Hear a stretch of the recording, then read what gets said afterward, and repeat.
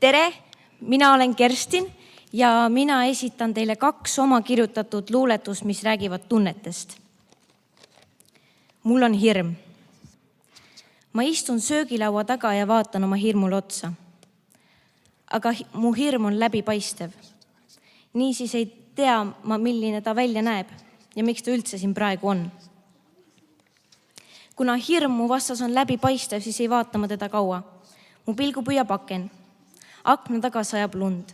See on tore, lõpuks on üks lumine talv ka.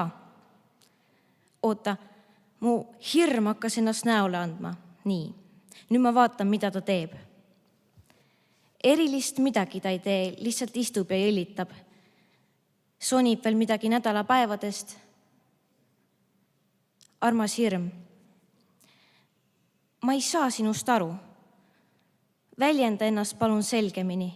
Äkki saan su mure siis ära lahendada. Mu enesekindlus on rahutu. Tihti ta kolib. Kõrgustest ta enam ei hooli. Alguses elas ta 3. korrusel, kuid seal oli liiga kõrge, oli vaja madalamale.